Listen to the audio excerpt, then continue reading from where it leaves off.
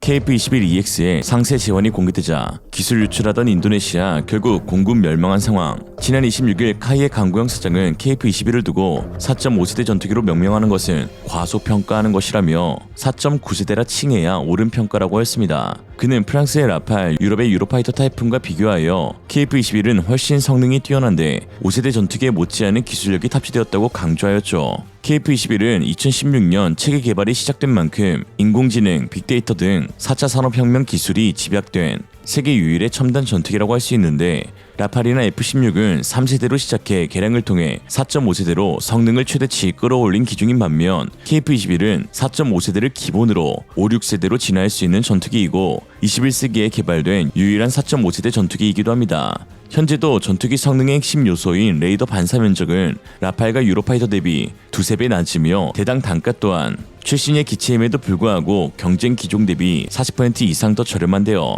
특히 최근 카이는 자체 보고서 발표를 통해 스텔스 성능이 향상된 KF-21EX 버전을 공개하였는데, 사실상 5세대 전투기의 특성 및 6세대급 기체의 요소도 포함되어 있음을 알 수 있었습니다. 카이는 현재 미래전 대응을 위해 연구 중인 차세대 공중전투체계 NSCS 개발 방안에서 2030년 도입을 목표로 3단계의 업그레이드를 구상했는데요.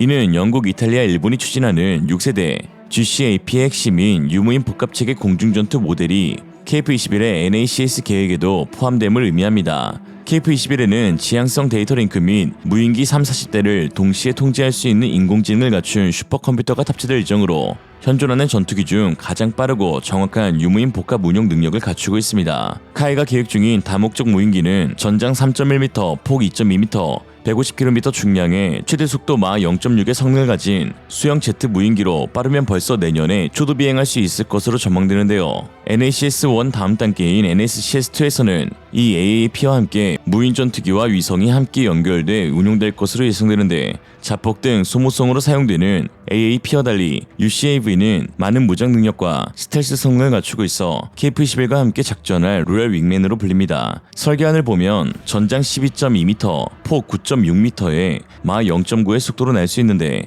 무기와 연료를 모두 넣은 UCAV의 중량은 9,730kg에 달합니다. 그리고 NACS-3 단계에서는 KF-21의 성능 개량 버전인 KF-21EX를 적극 활용하게 되는데요. KF-21EX의 주요 보관을 보면 내부 무장창을 비롯해 전투기 센서, 레이더 장비가 내장형으로 들어가 스텔스 성능이 획기적으로 향상될 것으로 보입니다. 특히 VA로, EUDS, 지향성 데이터 링크 3가지를 구축하게 되는 KF-21EX는 사실상 5세대를 넘어 5.5세대로 불리기에도 부족함이 없는데요.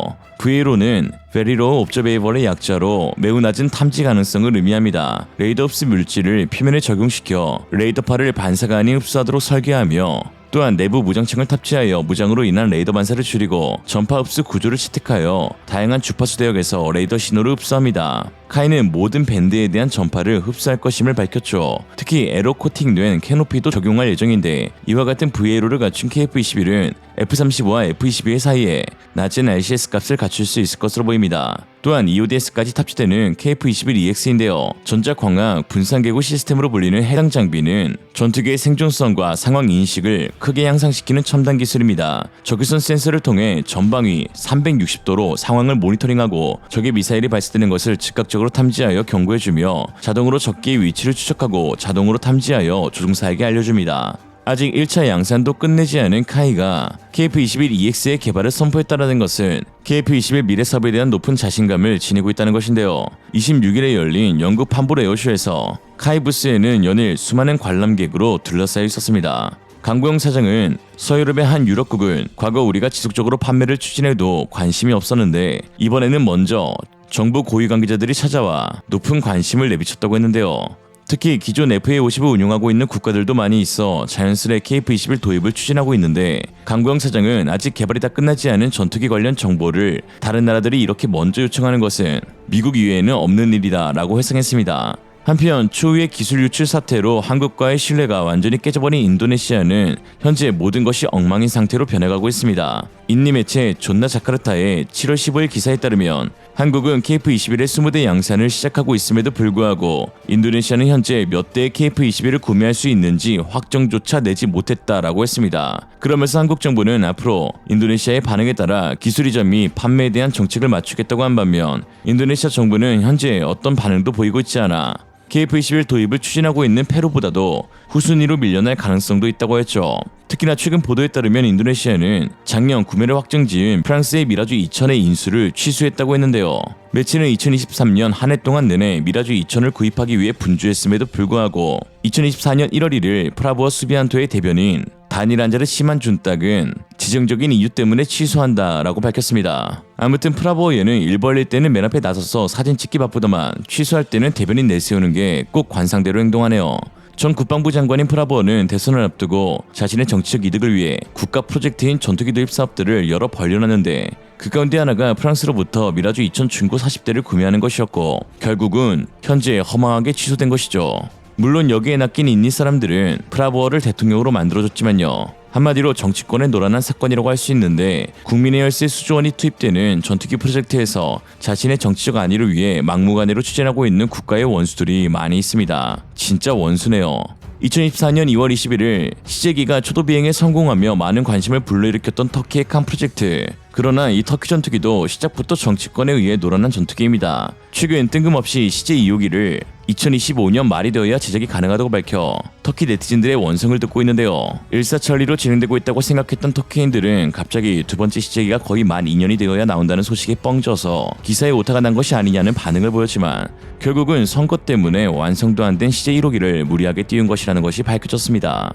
이렇게 칸은 KF-21과 승부도 한번 제대로 못 내보고 KO 패배당했는데 현재 개발되고 있는 전투기 가운데 사실상 KF-21의 라이벌이라고 불릴 만한 전투기는 전무한 상황입니다. 영국, 독일, 프랑스, 이탈리아, 일본 등 모두 2040년대 중후반을 목표로 6세대 전투기 개발로 바로 퀀텀 점프를 하겠다는 뜻을 밝혔는데요.